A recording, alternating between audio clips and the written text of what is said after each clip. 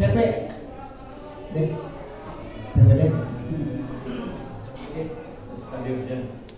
Yang ini yang benar yang PI Jawa Salam 3211 2022 masih menggunakan itu. Masih menggunakan 3211. Kalau yang PI Jawa Salam. Kalau non PI Jawa Salam ngambil dari Baskap. Kepala BS Akap BKBS KAP. Nah, BSAK Badan Standar Kurikulum dan Asesmen Pendidikan. Nomor berapa? 32 yang terbaru ya. Sebelumnya 33. Sekarang yang terbaru 32. 2024 ya? Jangan yang menggunakan yang 8. Jangan menggunakan yang 33. Revisi.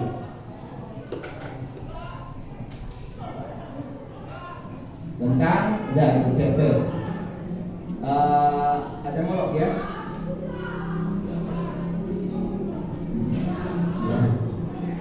Bahasa Sunda. Moloknya bahasa Sunda. Tergub ya? Tergub. Ada molok pramuka, ada molok pramuka ekskul pramuka. Nah itu aja cukup. Nah termasuk kalender pendidikan yang terbaru. Kalender pendidikan yang nomor yang 2025 Pak. Yang terbaru. Ya serah kita mah tuh kalender. Satu mana?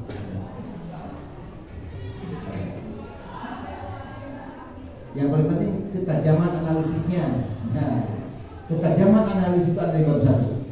Kenapa ya saat seperti ini?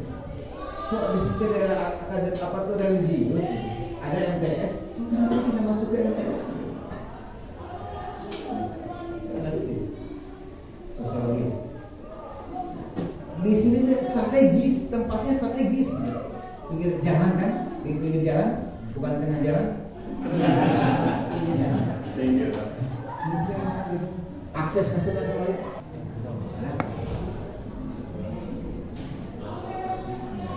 Iya.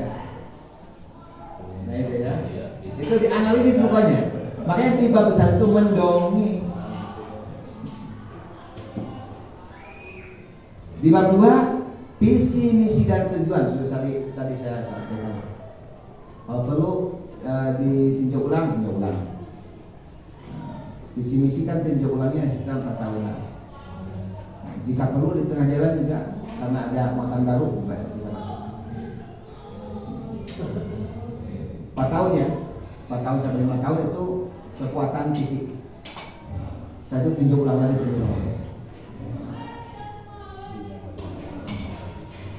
ya. Visi misi tujuan kualitas atau konteks bla bla bla bla. Dari tujuannya apa? Terlaksananya pembelajaran yang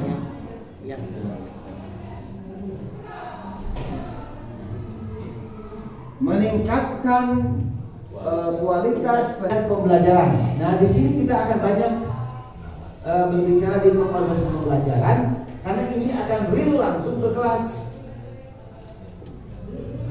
3 dan 4 ini Bapak Ibu, komponen 3 dan 4 tentang perencanaan pembelajaran yang keempatnya ya.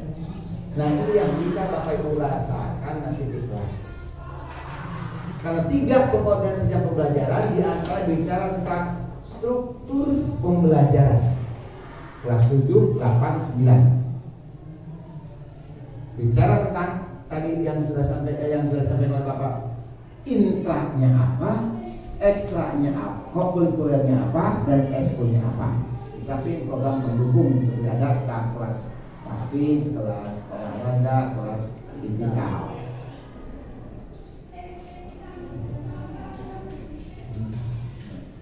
Kemudian pendekatan ada di sini mata pelajaran.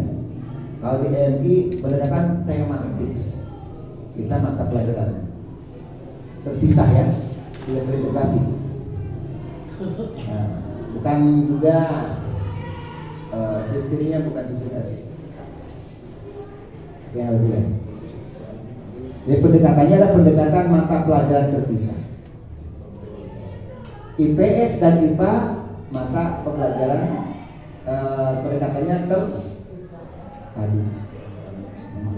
Kalau IPS dan IPA ya terpadu.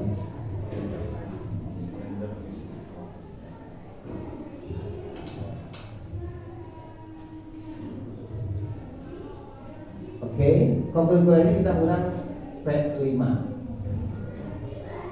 Di kemenang P5-nya boleh terintegrasi beban juga di sana ya. Di pengorganisasian juga bicara tentang beban belajar. Satu minggu berapa JP yang harus dialami oleh siswa? Satu semester berapa JP? Satu tahun berapa JP? Itu beban. Itu termasuk terimanya beban dan terimanya. Nah, Bapak Ibu, ini pengorganisasian. Nah, saya sudah sampaikan itu tentang sistematikanya. Di komponen 4 kita bicara tentang perencanaan pembelajaran. Oke. Jenisnya seperti apa perencanaan pembelajaran?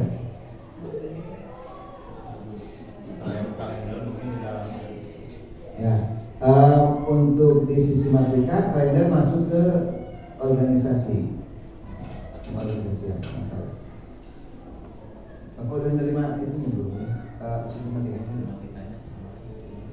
Sesuaikan lagi dengan sistematikanya. Dan kalender pun ingat bukan kalender dari kami sama dari ini sampai hari ini. Itu. Kemudian ada kegiatan pramuka apa? Itu. Kami nggak tahu. Oh ini kapan ada perayaan apa atau PHB apa? Nah, kita buatlah. Tapi acuannya dari kami acuannya. Dalam 1 tahun berapa minggu efektif?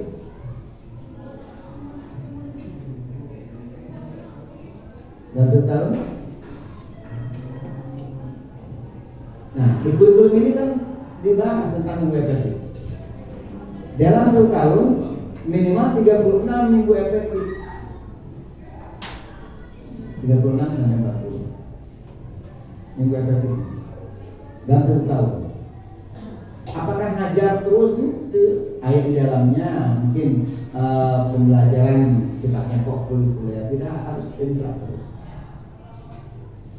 Apakah penilaian minggu efektif? Ya efektif. Ketika kita ulangan PAT ujian itu efektif. Kalau tidak efektif libur. 1 semesternya 18 ya. Kalau kelas 9 32 1 tahun. Oke. Itu dia kalender. Jadi kalender ada 3 sebetulnya. 1 awal pembelajaran, 2 pekan dan waktu efektif, 3 waktu libur, itu saja. Kemudian adalah kegiatan-kegiatannya.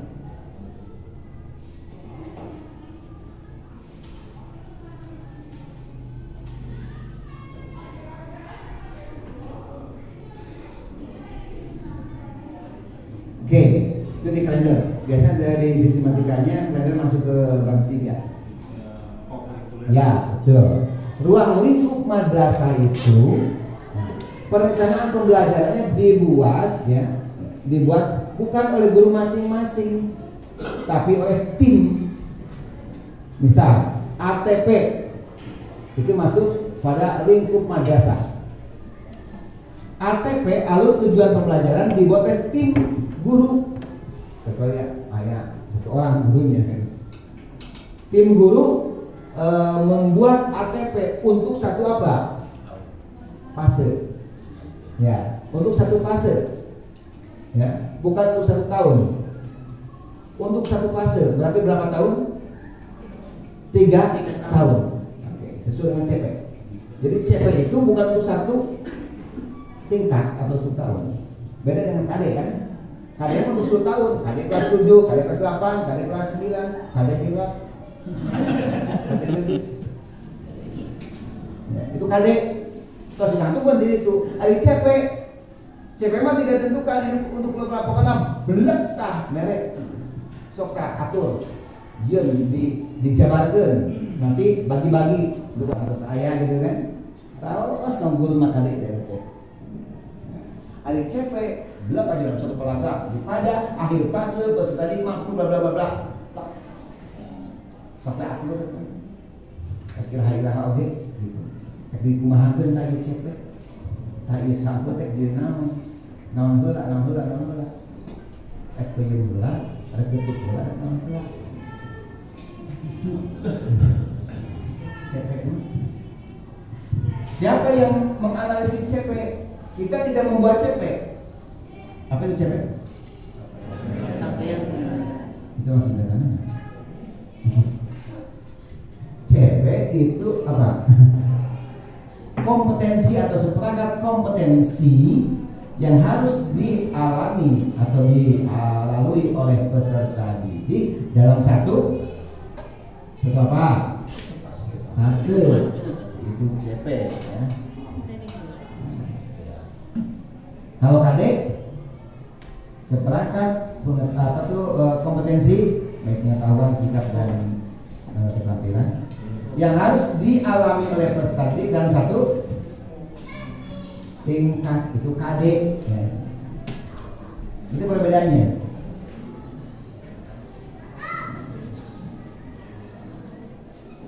Kompleks mana dulu. Jangan kesunat-sunat sebelum dibahas fardu gitu. Jadi ngurut, urutan TP itu jadi namanya apa? ATP. Alur tujuan pembelajaran. Dulu namanya silabus.